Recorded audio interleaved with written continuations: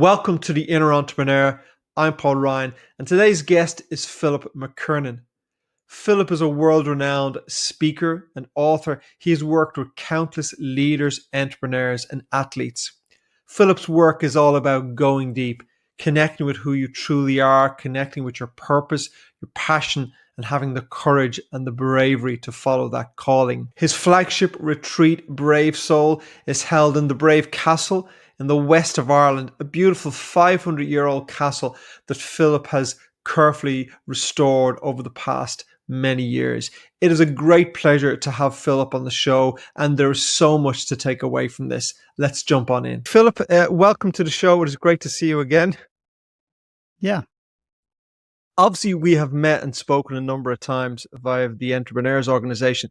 And so I have some degree of idea of what you do. I'm sure you'll straighten me out on all my misconceptions. So obviously, over the past week or so, I've done a little bit deeper digging so I could find all the dirt and make the podcast interesting. And one thought as I was reading it came to me, and I wonder how you'll react to this. And as I was reading it, I said to myself, the world needs Philip McKernan, because there's not so many people saying what you were saying, and it really resonated with me. How does that land?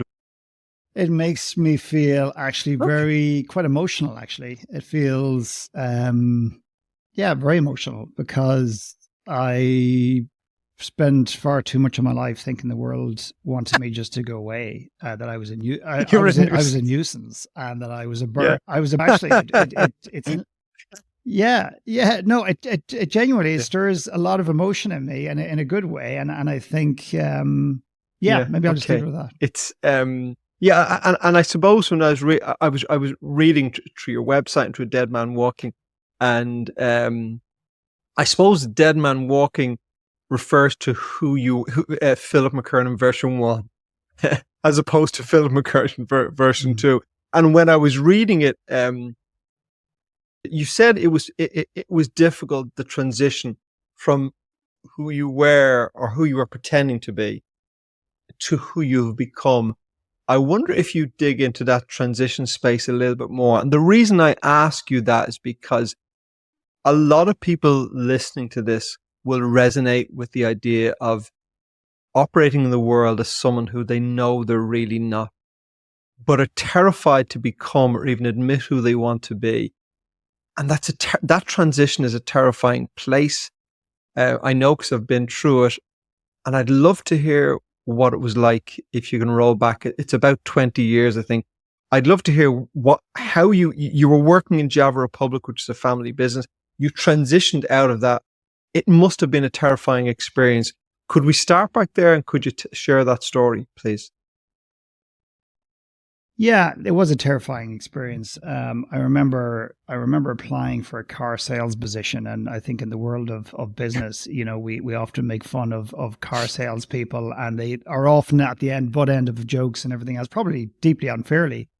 But I remember coming out of the family business, and I remember applying for a car sales job, arrogantly assuming, of course, I would get it. Like I would get it straight away, because I got a lot of sales experience. I think I can kind of hold my shit together, and I can explain stuff. And they didn't even interview me. They just came back and said, no, thank you.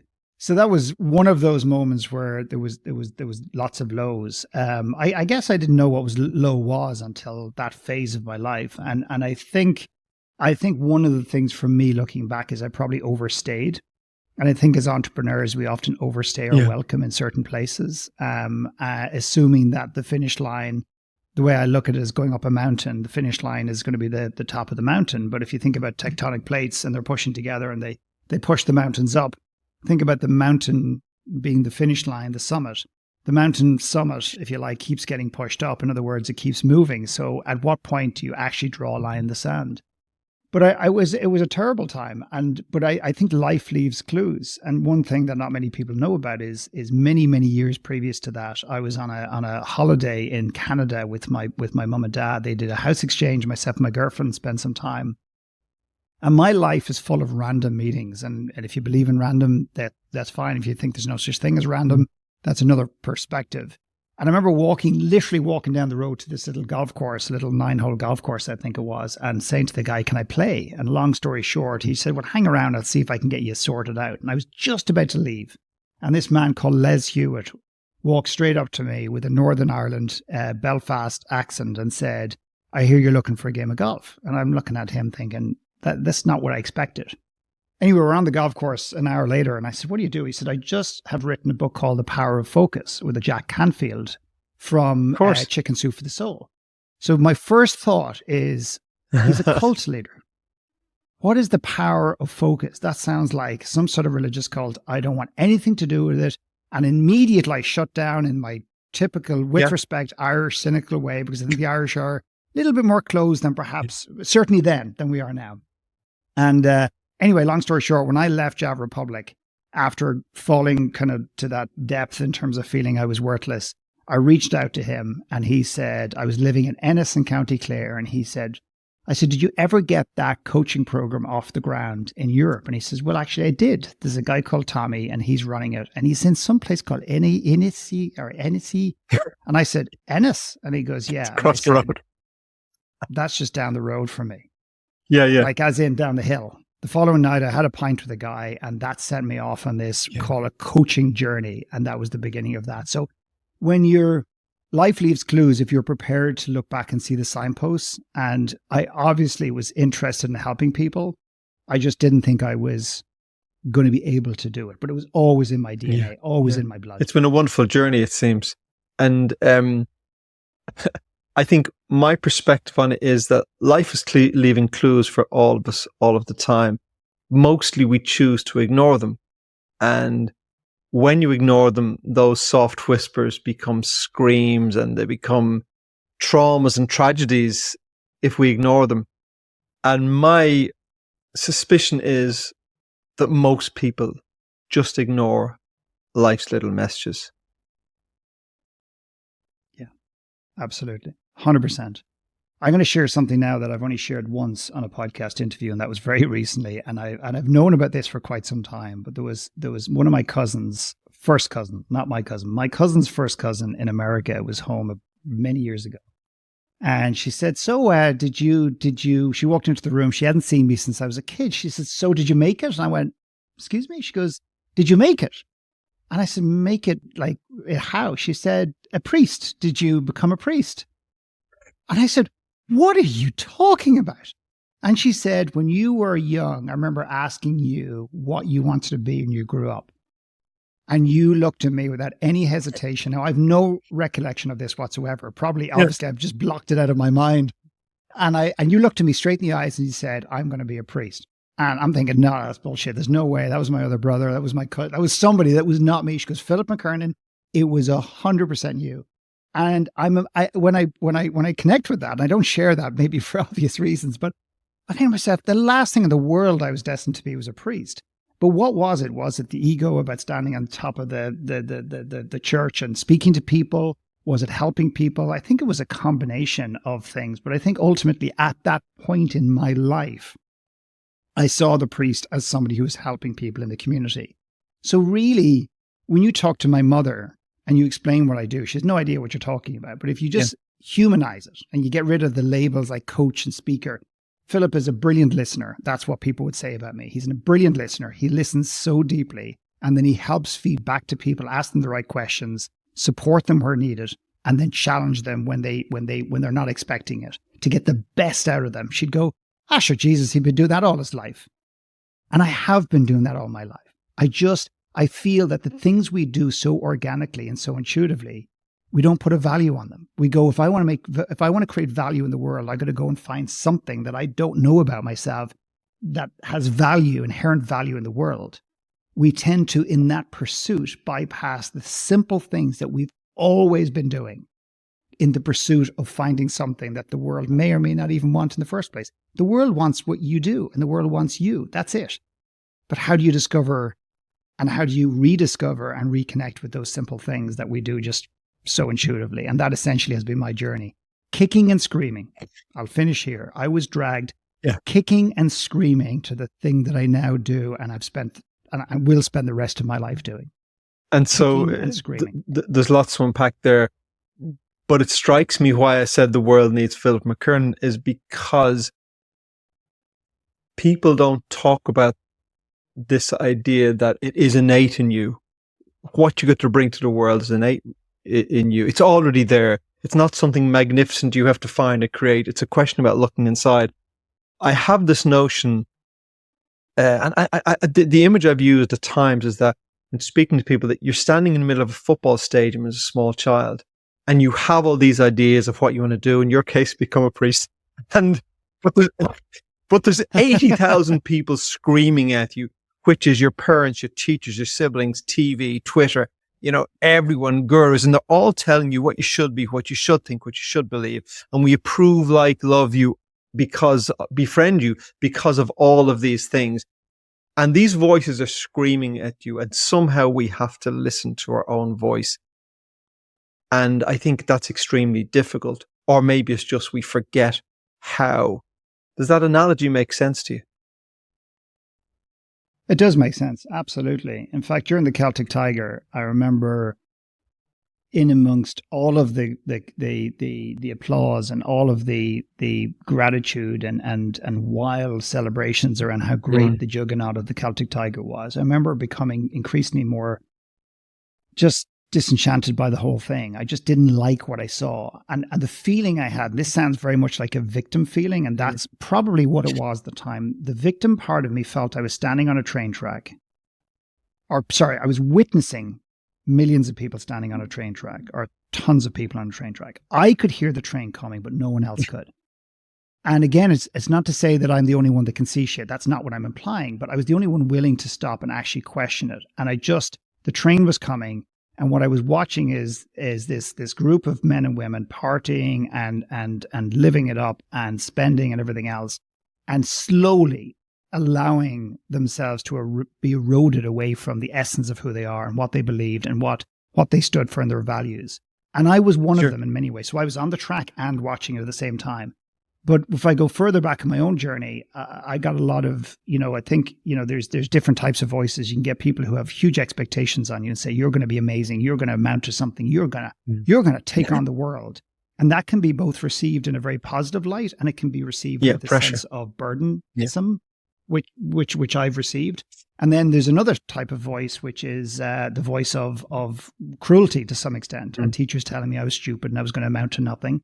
And I unfortunately chose to listen to a lot of those voices in the earlier stages of my life. And then there's the ambivalent voices, the voices that don't say anything. And you're left wondering and then creating your own shit about what you think that person thinks of you or not. So I think the most important relationship, let's leave religion aside because I don't want to offend people. I think the most important relationship to cultivate on earth is the one that we have with ourselves. And if you told me that 20, 30 years ago, maybe 30 years ago, Paul, I would have said you and Les Hewitt are both in a cult, because I didn't understand it and I didn't want to understand it. But I think there's a place to have a very healthy sense of self, to understand and to know and to be in the world. And when you cultivate that, you start to put a value on yourself. Therefore, you put a value on your voice. And therefore, the voices of all of these people telling you what they think you should and should not do, even if their intention is pure, but a lot of them are connected to the outcome. They want the best for you. They want their version of what they think. Connected. They want their version of you. Yeah, absolutely. Absolutely. I often say at seminars or workshops, raise your hands if you have a family who wants you to be happy. And most people will raise their hands. And I'll say, keep your hand raised if they're okay with you changing in order to be happy. And it's a very different dynamic. So I think our families want us to be happy as long as we don't rock the boat and change too much. And I was always the black sheep in my own way. I was always the whistleblower. I was always the guy that would call shit out. It doesn't mean I was always right. But as I've cultivated that voice inside of me, I've relied less on the external voices to tell me what is right and what is wrong, where north and where south is. And I think also the more you practice that, the more you listen to that inner voice, the clearer it becomes, the less you listen to external voices, but also it proves itself. It proves it worth to you, because when you follow that inner voice, I remember, I was part of the Celtic Tiger as well. I was loving it. I thought it was great. And I remember coming very close to buying a new premises for our building, worth about €5 million at the time. I came that close to it. And thankfully, the day close before the deal signing, being in an office with two people, one of them being my auditor, having a conversation about this, and both of them older, and I respected both of them, going, absolutely, you can afford this, the company can afford this, go and do it. But I remember a voice in my mind when they're both saying, yes, you can do this. I remember a voice going, but Paul, you're the guy that's going to have to pay for it. For people who think it's a great idea are not going to have to foot the bill and pay the mortgage. But we'd pretty much signed to do the deal. And I drove home that evening, and I live in Wicklow. Drove home that evening. It was a summer's evening. And as I drove in my driveway, and my gate slowly opened. And as my gate slowly opened, I could just about see out to the ocean. It was a beautiful day. So it was a beautiful view. I remember driving through the gates and thinking, I live in a beautiful home. I drive a nice car. Fortunately, I have a beautiful family. I have a wife I love. I have 3 wonderful sons. We have a great life together. And I just thought, what more is it? Like, what is it I'm getting out of this that I don't already have? Or maybe I should rephrase that. What am I getting that's of value that I don't already have? Do you want a bigger house? No, this is beautiful. Do you want a bigger car? And I go, no, you have everything that's of value. And I thought the only people who will benefit from this are maybe the banks. Now, the reality is, this is 2008. Had I made that choice, I would have gone out of business within a couple of years. Property market would have crashed. I literally would have lost everything. And I've told the story. It's a long time since I've told it, but I would have started on many occasions. And people, oh, you were so clued in, Paul. You were clued into what was coming. I was clueless. I had no idea property. I had no idea, 2009 or whatever. No idea it was going to crash. But I was going to say a voice inside my heart, in my head, but I corrected a voice inside, something inside me said, Paul, this is not for you. And the next day I went in and said, guys, I've decided I'm out of this deal. I'm not doing it. Upset a lot of people, c'est la vie. They get over it, I get over it. And then not long after that, the crash came. And I entered into the crash with a business that had 2 premises that we owned and owed the banks 0, which was survival. So when something like that happens to you, you go, listening to that voice saved my life. Maybe I should pay attention a little more often.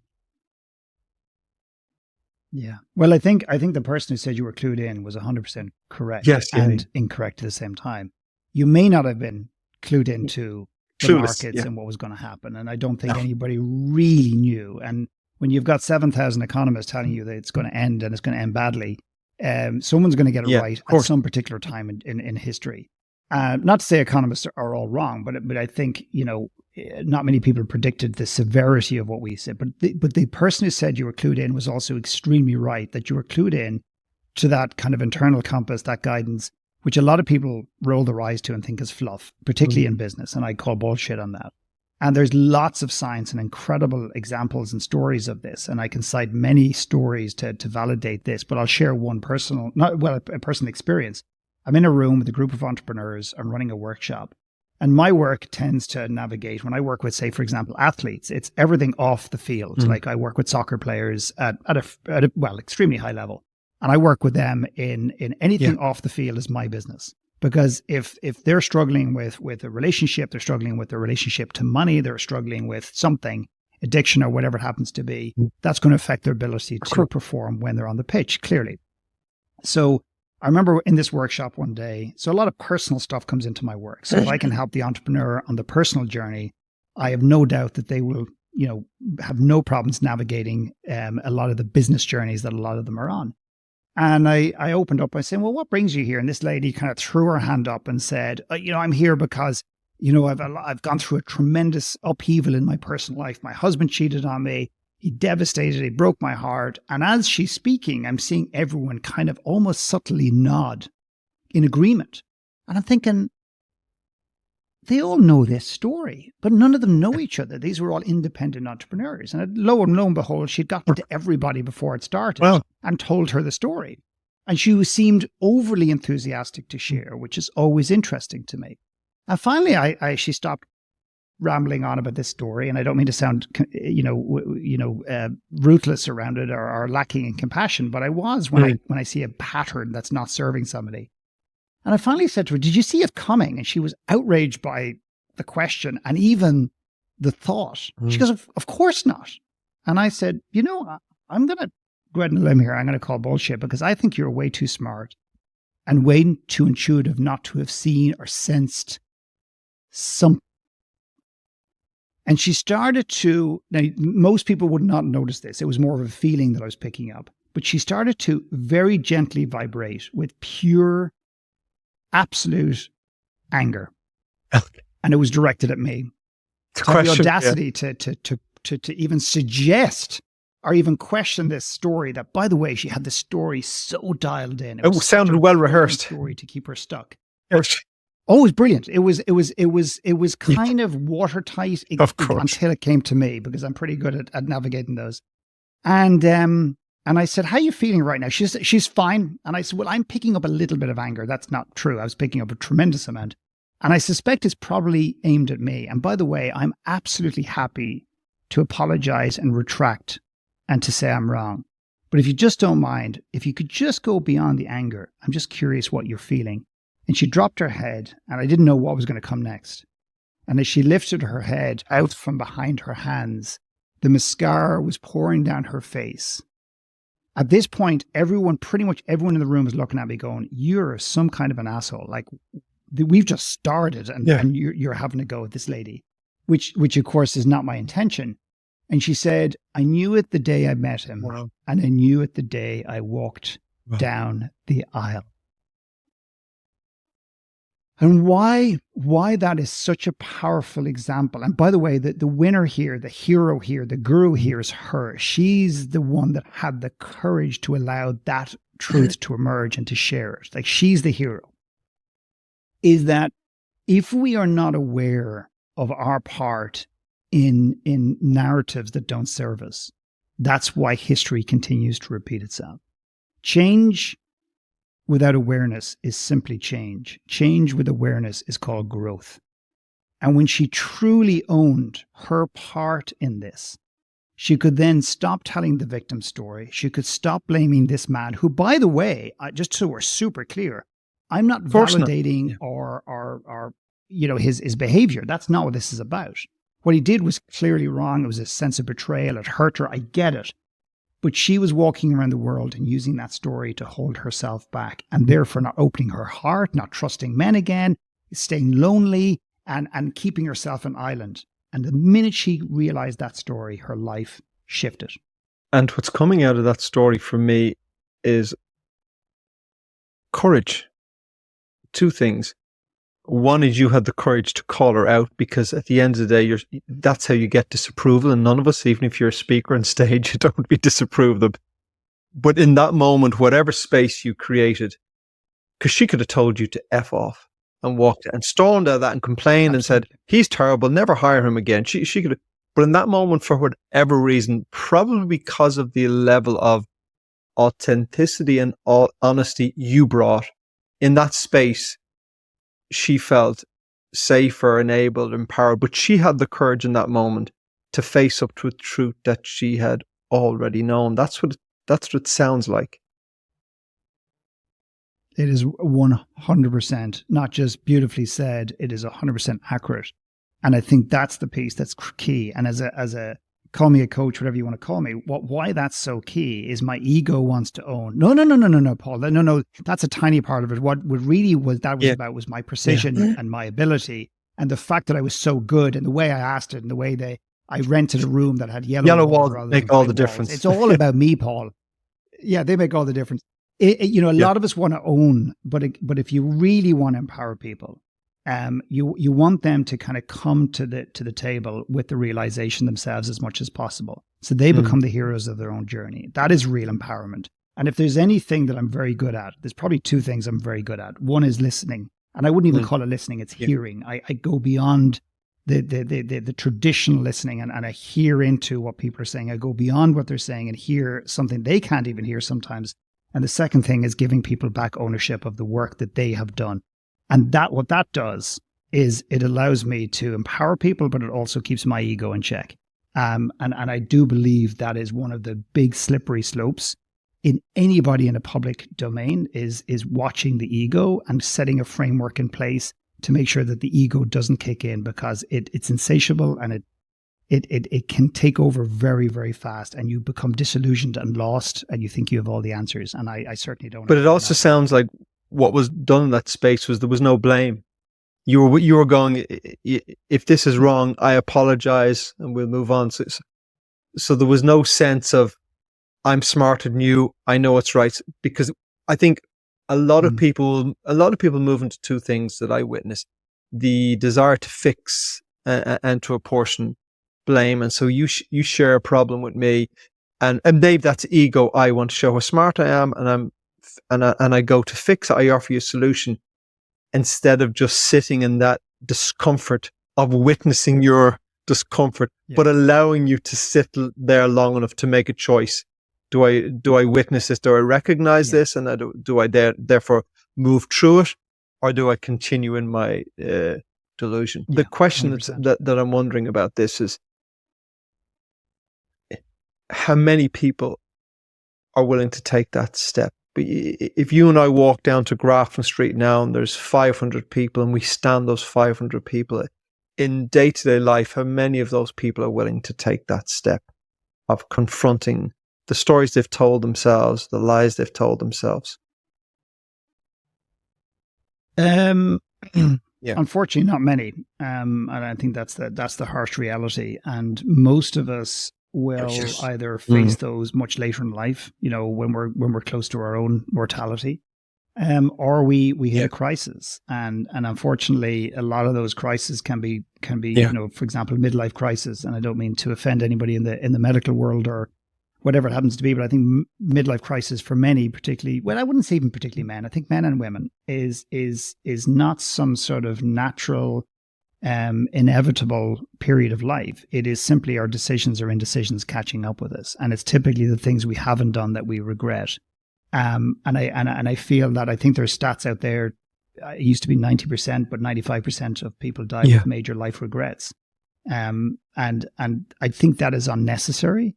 So to me, working with a coach, working with a therapist, whatever the modality is that best serves you, or you're not even that you're drawn to, because I think we're very protective and we live in our heads. So we're not the best person to pick the modality often.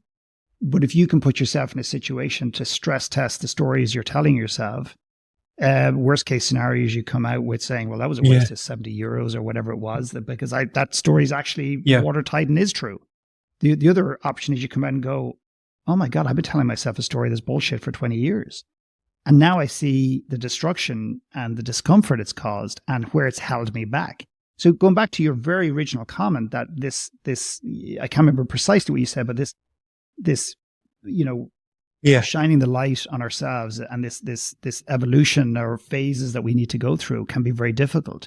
And I don't disagree with it. And I used to agree with it without question. I now think of it slightly differently, and I go, yes, it is hard to go through some of this work, but I'll tell you what's really hard. Not doing it.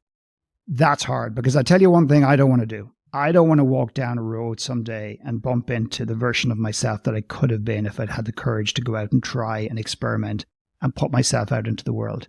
I'm not going to do that. And whatever I need to do to avoid that is precisely what I'm going to play with in this remaining period of life. I think that terrifies me also.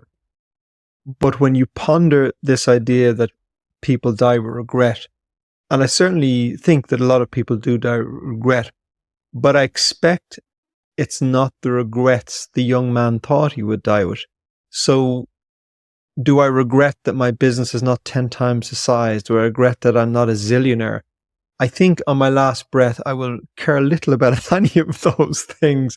I will wonder how I lived with my wife, my family, how I connected with the people I loved. I will wonder how I engaged with people. I will wonder how honest and authentic I was in how I lived my life. I think there are the things, hopefully I won't regret, but I think there are the things that matter. I don't think I'll be reaching for my bank statement or my net worth statement and going, hey, Philip, take a look at this. But it's like we live our lives like that's the scorecard.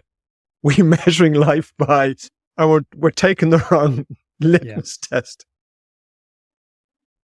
Yeah, I think studies about regrets are I'm not sure they're helpful. Yeah. They're like hangovers, because I can sit in front of somebody on a night, including myself, by the way, on many occasions, more so in the past. And someone will say to me, you know, do you really want to have that extra glass of wine? You do know how you're going to feel in the morning. And I couldn't give a shit how I'm going to feel in the morning. I'm on top of the world. I'm invincible. I'm on the dance floor. And the only reason I'm on the dance floor is because I'm drunk. I think I'm funny. I think I'm hilarious because I'm drunk, and which I'm clearly and obviously not. And I'm not giving a shit about the hangover in the morning. And I think when we cite things like, you know, studies around regret, and I've done it in the past, but I've stopped doing it, I don't think it actually really helps motivate people. I think something that's probably a lot smarter is to assess our lives based on where we are right now, and to the litmus test being to really look at your life and have the courage to assess your life based on the way it is right now. And don't tell yourself these bullshit stories that, oh, it's family first and it's whatever. And it could well be. You might have your family not just as one of your top values, but your diary matches it. So you're actually living it. Where my experience is that people say things like family first, but when we get into it, you know, it turns out that actually on the surface, that's not actually entirely true. And when you question them and say, well, you know, I get the family first thing, but I see that you're constantly on a plane, you're constantly away, you're constantly with this. And they go, so how's that family first? They go, oh, I'm building it for the family. And I go, oh, all right. So little Johnny and Sarah and whatever, they've signed up for this. They've signed the contract to say daddy's going to be away. Yeah. And I'm not trying to shit on entrepreneurs and busy people who genuinely feel the need to be on a plane in order to drive a business, to facilitate a lifestyle. I'm not trying to make you feel guilty. I'm not here on a high horse telling you that's wrong. What I'm asking you to consider is a real life example. I had an entrepreneur on to me recently who has become disenchanted with what he does. He has, in my opinion, overstayed the mark. And he's come to me and he says, despite all my success, there's something missing. And I hear you're the guy to help me understand what that is. And one of the questions, I'm probably the why guy, is if you had to simplify what I do, I ask the why questions, but at a deep penetrating level. And I said to him, I said, what's this all about? And he says, just give me another 2 years and I'm going to get an exit that my kids will never, and their kids will never have to work again. And I get this sentiment. But I really thought about this and I said, do you really have the right to deprive your children of the opportunity to find out who they are and what they're capable of doing in this world, both personally and professionally? Because I've witnessed people who've been handed copious amounts of money and life-changing money, as we often refer to it. And it's a burden. It's not always a burden, but it can be. And what it does is it deprives them of this opportunity, but wait for this. This is the key here. It deprives them of the opportunity of climbing the mountain and falling on their face and falling through the crevices and falling back down the mountain and realizing they climbed the wrong mountain. But then why would he do that? Because this is a smart man. He ain't dumb, right? He's smart as they come. But when you build your fortune, when you get your $100 million check, building a business that really didn't light you up, what you're doing is you're trying to protect the next generation. So what you want to do is, and this is the key, and I've not shared this publicly yet, it's just dawned on me, he wants to make the 100 million. He's happy to sacrifice his own health and his own personal, the essence of who he is. He's happy to sacrifice family because in his own way, he wants to protect his children from the life that he himself has lived. And if I had a dollar bill for Paul, for every entrepreneur that's come to me and every leader that's come to me over the years and said, I wish I met you 10 years ago. I wish I'd met you 20 years ago, that you asked me these questions then, because I'm now looking back and I've realized that, yes, I've had success, but I don't have the satisfaction that I thought I would have having reached all these different milestones. Yeah, I think it makes a whole lot of sense. It resonates because at one stage, many years ago, I would have thought the same. I would have thought, I don't want my kids to experience what I've had to experience with the stresses in business, etc., and I will protect them from that. And thankfully, I realized that was an absolutely terrible idea. My youngest son, who I shared earlier, is starting out as a writer, filmmaker, director. So a difficult, very difficult business to get into. And during the summer, he collects me from the airport. I'm coming home from Spain for a couple of days, and he collects me and he's driving home and he's telling me about he's making his new short film with himself and a few friends. And he's telling me this he's my youngest son. So he's 24 years of age. So he's driving me home and he's very enthusiastic, very passionate about it. And I love seeing the passion in him. I love seeing the creativity. We're driving home, and as we're heading along, he's telling me that they're about to do a GoFundMe page to raise money to make this short film. And it's obviously on a very tight budget. And I said, how much money do you need? And he says, 5,000. We're going to raise €5,000. We're going to pull all these things together. And in that moment, part of me wants to go, son, forget about it. Here's the 5,000. Now, part of me wants to go, here's the 5,000. Don't do it. Thankfully, something held me back, and I had the wisdom to go, who is that for? Is that for you or is that for him? So as we're going on, I let him continue and I didn't say it. And he said, no, this is what we're going to do. We're going to set up a GoFundMe page. We're going to do this, try and get people 50 quid. This is how we're going to raise it. And I said to him, so as we get closer to home, I said, I'll tell you what, I'm going to get you started. I said, I'll give you €500. I'll give you €500 to get you started. And he looks at me, goes, wow, he's stunned. Why would you do that? And I said, well, I don't have to be, you don't want to. He said, no, I'm delighted. So firstly, I realized that he was blown away by the fact that I would give him €500. But anyway, several months later, I'm up at his apartment and I'm sitting in his back room while he's on a call with some of his buddies doing this. And I hear him sounding like a business owner.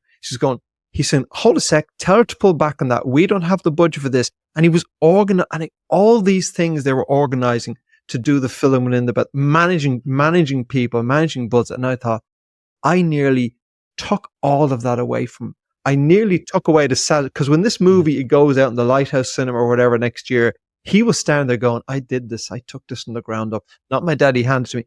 And I realized it actually would have been an incredibly selfish thing to do. And I'm glad I had that moment of awareness. It's a beautiful story. It's a beautiful story. And I think a lot of us, and it's a tender territory, but I worked with couples for 20 something years, and I realized that a lot of couples live from a very selfish place. It's probably the wrong terminology, but it's a very selfish place that, what we want for our kids, and I want this and I want that and I want the other.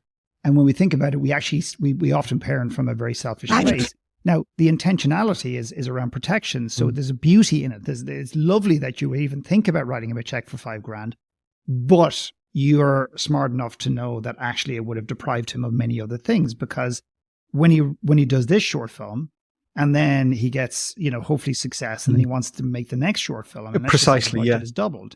And $10,000, then you haven't given him the money, then he has no idea how to pull this together. And that's part of these lessons and so on and so forth.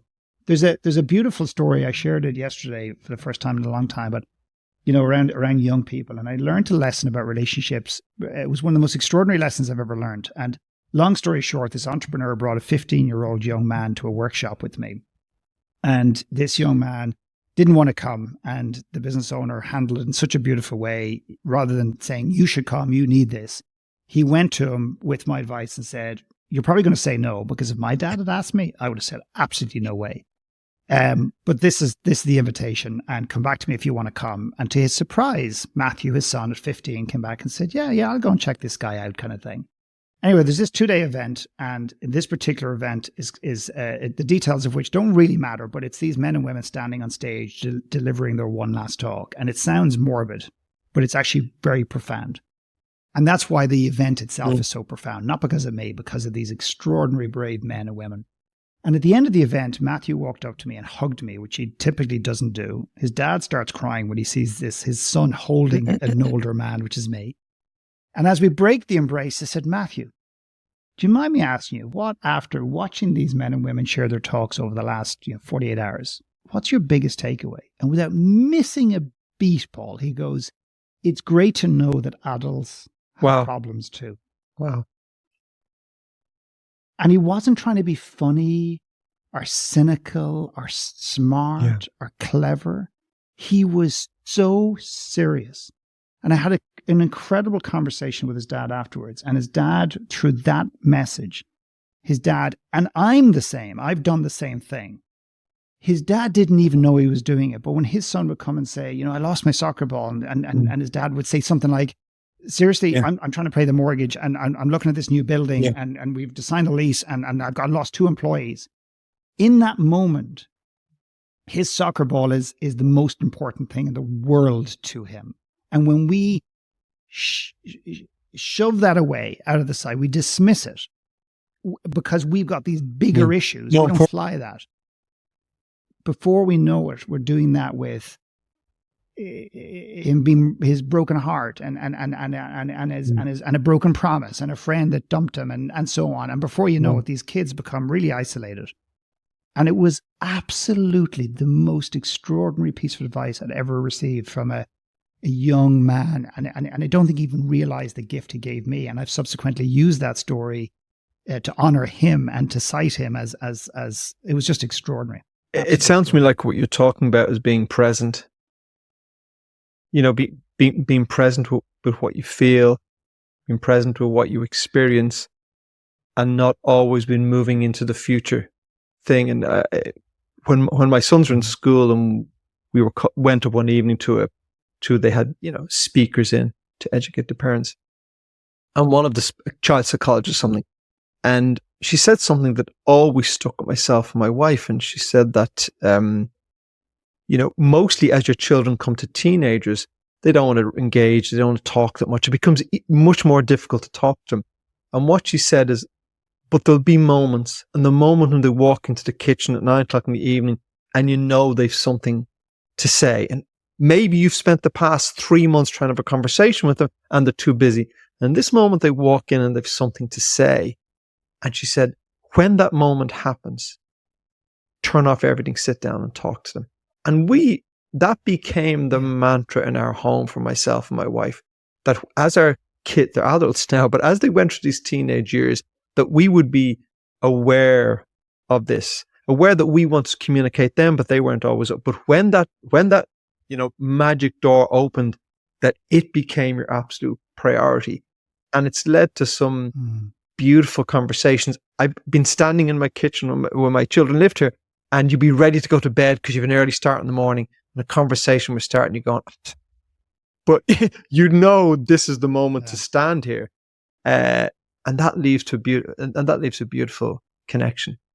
But it's probably, it's like you said at the beginning of our conversation, that you have this great ability to listen. And I think it comes down to that, not to be so distracted by our own troubles that we're willing to sit and listen to someone else and to connect with someone else. Yeah.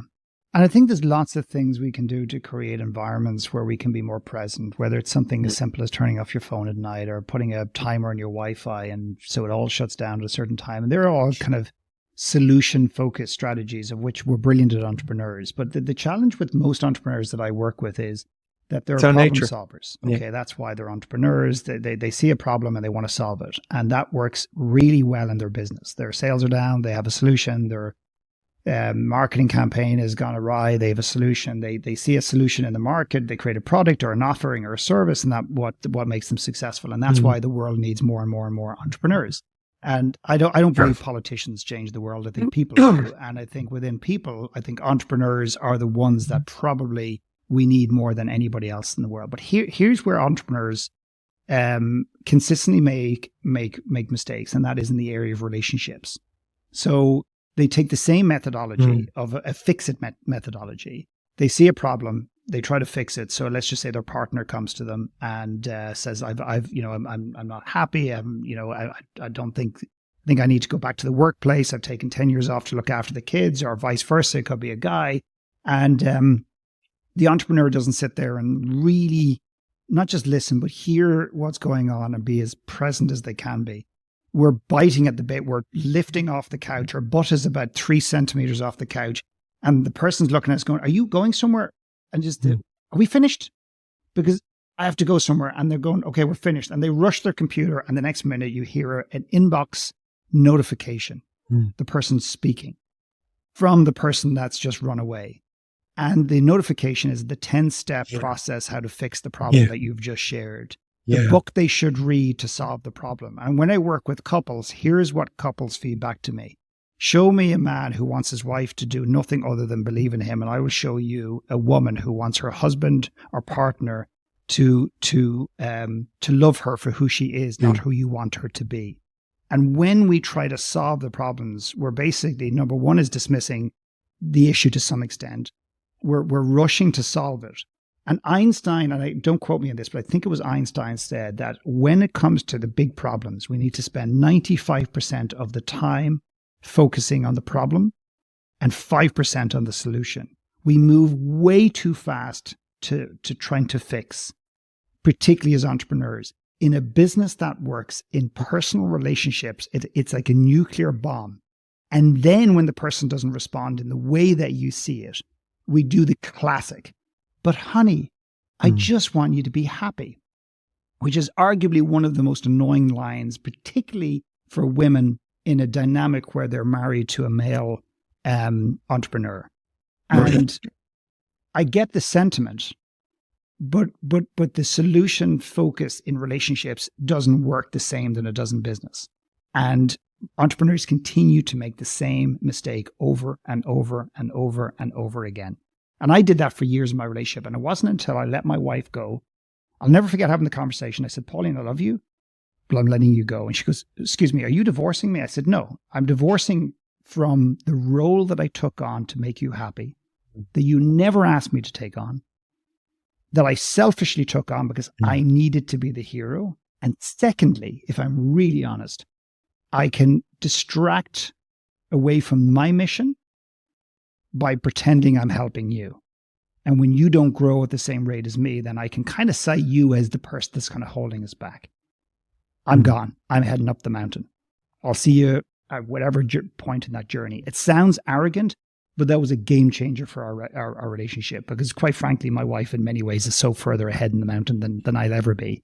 And that's how brilliant she is. But I took on that journey because I was afraid of what I was capable of. This is the challenge, I think, of entrepreneurs, is particularly, I suppose, if you find success in any endeavor, you go, this is the formula that works. I know to make this work. I'm the rainmaker here.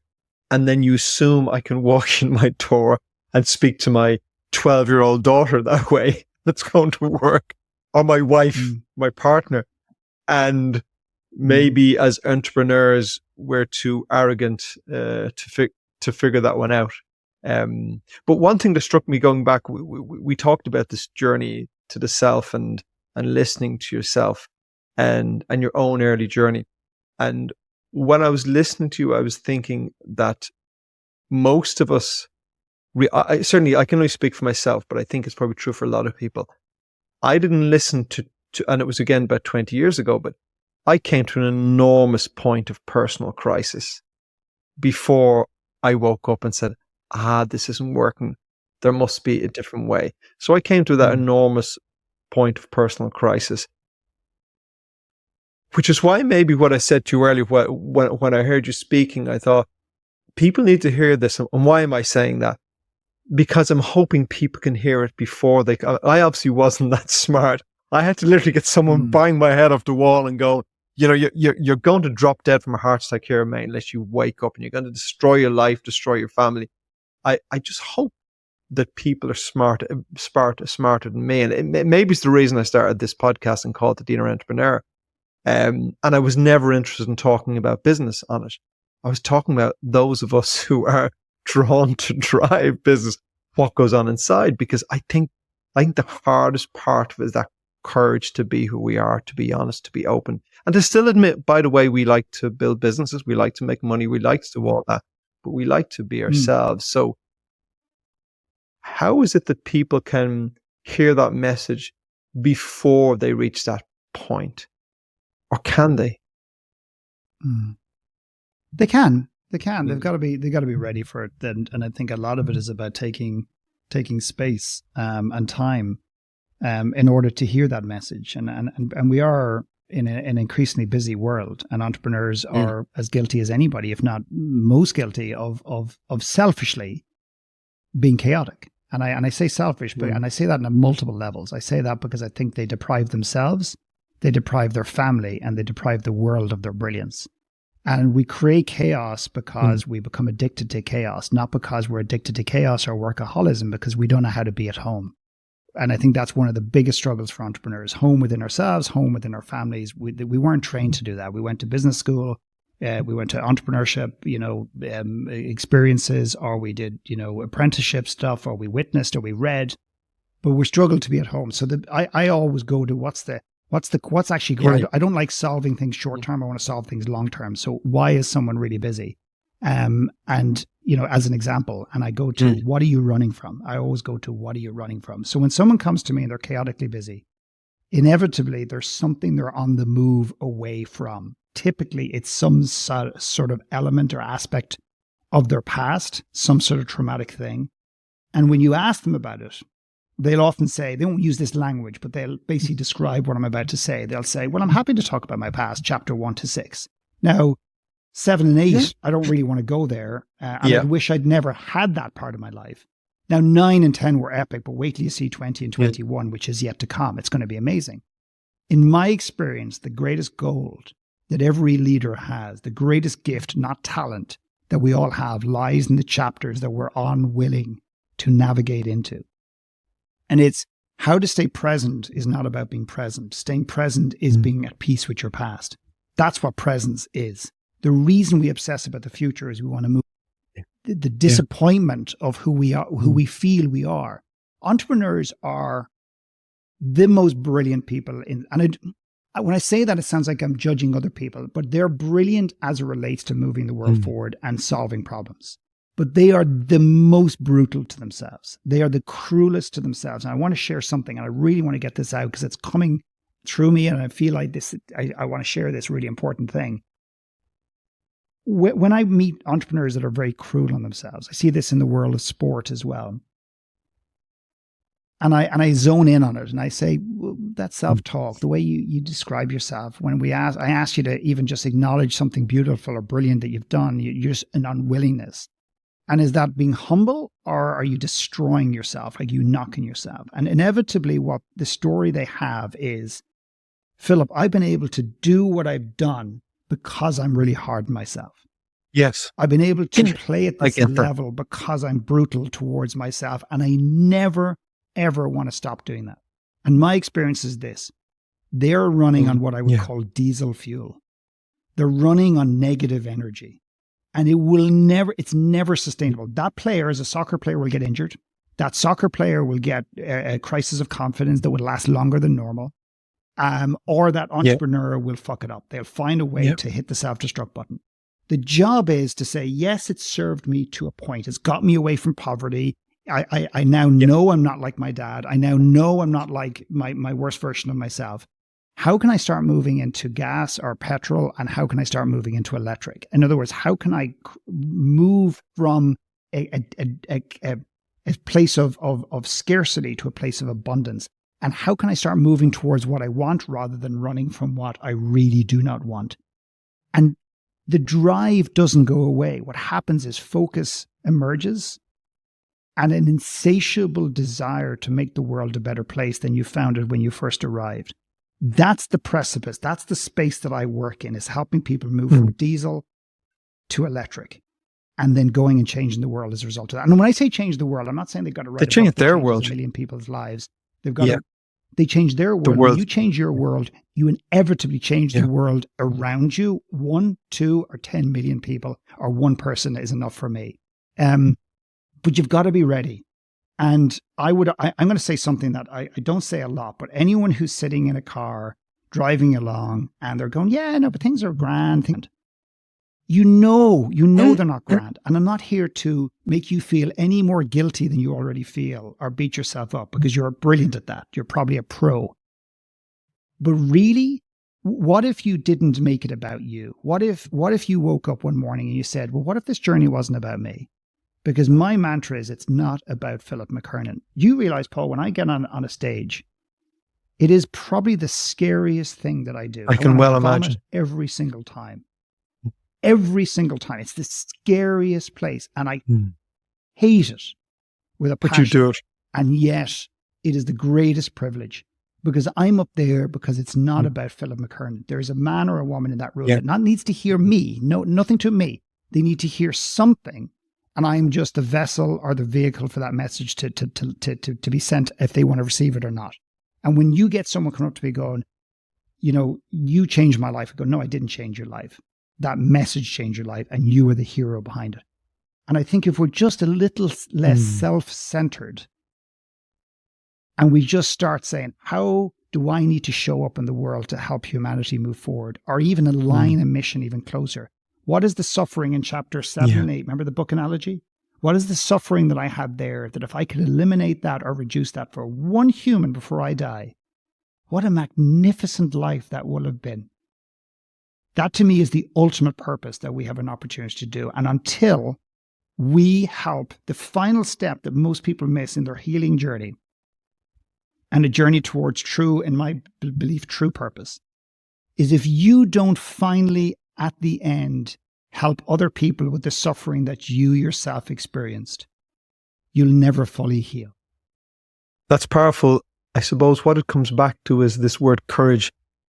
We need to have the courage to experience our own trauma, our own suffering, to have walked through that and to acknowledge it and to have moved out the other side. Because when we do that, we're in a position to connect with other people. But when we take chapter 6 and 7 and go, I'm closing those pages, I'm not going to talk about them, I'm not willing to look about it. Because what struck me when you're talking about standing on the stage, and I've heard it said that, you know, the number one fear of people is public speaking and number 2 is death, you know, so maybe that's what it's about. But what struck me is when you're standing on the stage and you walk out and there's 1,000 people looking at you and your motive is if you can connect with one person. But the reality is there will also be one or more people who will go, who is this gobshite talking absolute crap? And no disrespect, but to me, that's the personal courage, but not only for you standing on a stage, but for every one of us. If you're going to step out and say what you feel needs to be said, you have the courage to go, some people won't like what I say. I will be rejected. Absolutely. And maybe that's the hardest thing at all. It's interesting that we've spent an hour on this chat on a show that's called The Inner Entrepreneur, and we've barely discussed bookkeeping, sales, and operations once. But sometimes when people ask me about business, and I say I'm not that keen to talk about business, but I love speaking to entrepreneurs, and because I find the spirit of entrepreneurship, which I believe you can find in anyone, by the way. You can find it in a nurse or a teacher or a priest or a mother. I had the privilege of going with the Entrepreneurs Organization to Paris a couple of months ago and spending 2 days there. And when I came back and I returned to civilization, I noticed there was something different. And this is how I described the entrepreneurs. They were all solution. Every conversation was solution orientated. And when I returned to the civilian population, the conversation wasn't so much solution orientated. It was more victim orientated. Now, earlier in our conversation, we spoke about this fact that staying in that solution place is not necessarily a positive thing all the time. But I love that drive, that passion for the entrepreneur. But certainly, I think hopefully this conversation has encouraged those listening to realize that there's a deeper exploration and that the real fulfillment is not the Mercedes or the Lamborghini in your driveway. Ultimately, that's meaningless. The real depth of a life well lived is when you're at peace with yourself and you can deeply connect and share with other people. When you've looked at chapter 6 and 7, read them aloud, have gone, I love myself. I went through that.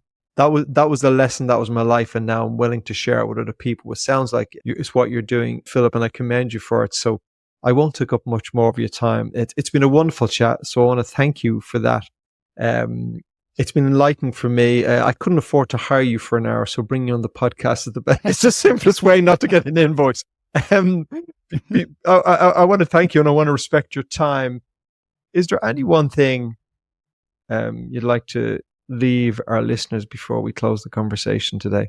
I just build upon what you just finished. You just were wrapping up on is I could not agree more that but your view on entrepreneurship, that you can find it in a nurse and whatever. You're the first person I've ever heard say that. And you're 100% correct. My mother is the greatest entrepreneur that never opened or started a business. She was entrepreneurial in spirit. And for that, I think I probably got as much about entrepreneurship from her than I did from my dad, who was out in the business world. And he never technically set up his own business, but he was did very well in business.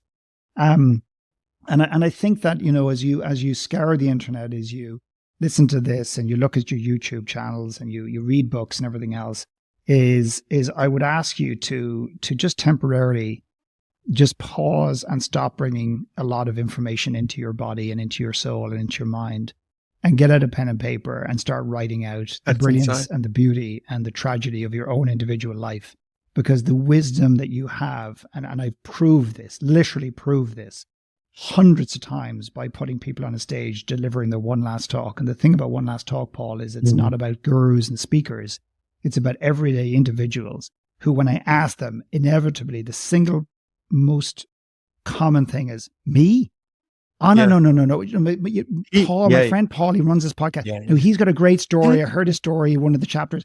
I know it's brilliant and everything else, because we don't put a value on ourselves. And I think that is the greatest tragedy, that we don't put a value on our own stories. If you don't value your story, you don't value you. If you don't value you, you're no good to anybody in the world. That's the story you tell yourself, but it's the absolute opposite. Not everyone needs to hear your story. But some people do. There are many people that do. Absolutely. And that's my parting message to anybody. Your story is the most important story on earth. Just before we wrap up, where can people find you, and just a little bit about the work you do in the Brave Castle, which sounds like a wonderful place to visit? Can you spend a moment just talking about that? So, because if anyone's listening and they would like to connect or enthralled to pursue this journey, how and where do they find you?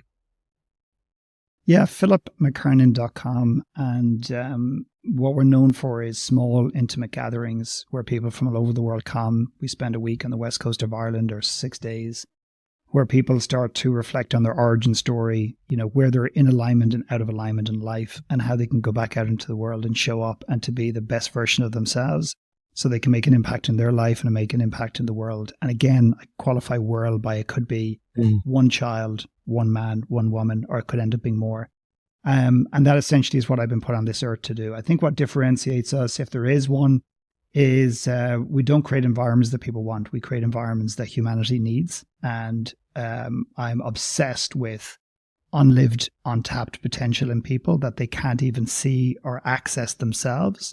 And if we can unlock some of that, when we create the environment for that to be unlocked in somebody, it is something to behold. It is quite extraordinary to see people go back out into the world. And we have the greatest compliments we've ever got is, thank you for giving me my husband back. Thank you for helping me see how brilliant I am or how beautiful I am. And I'm now going to try that thing that scared the shit out of me because I have to do it. And so that's a little taste of kind of what we do. And I'm a bit quirky, but it's what I believe. It's funny, and it sounds so deep. And a couple of weeks ago, haven't released a podcast yet, but I interviewed a guy called Stephen Towie, and he worked with Tony Robbins for a decade. I've done a lot of Tony Robbins work and I have a lot of respect for him.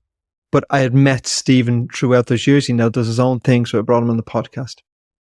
But one of the things he said that surprised me was he talked about some of the work I'd done with Tony Robbins, some of the business programs. But he mentioned the fact that he would work with these people, and phenomenal work with these people. But he would then connect them 2 or 3 months later. That was his role, pick up the phone. And he would find that they'd come up with all these wonderful dreams and plans and done nothing. And he said to me, Paul, you're one of the success stories because you went and did something. And I was shocked by it. I'm going, well, do they not all leave that room and do something? He goes, and most of them don't. And that really shocked me because I thought they're getting this wonderful information, but they do nothing with it. And it strikes me that the work you are doing is not necessarily giving people the tools, the how-to, but it's giving them such of a level of connection with themselves that they can't but go and change. And that's hugely powerful. I've failed. I've never said this before, but if someone has to get back on a plane or get back in a car or get back in a train with a list of to-dos that they have to do after an experience with me, I've failed them. I've failed them, and they have failed the experience itself. They've completely missed the whole point. It's about shifting in real time. And you may choose to act on things when you go home, but it's about shifting in real time in the room, so to speak. And that's the big difference. Well, Phil, thank you for your time. It's been an absolute pleasure and a joy for me to chat to you. And thank you. You're very welcome. I really appreciate the dialogue, the conversation, and the privilege. It's been an absolute pleasure. Thank you.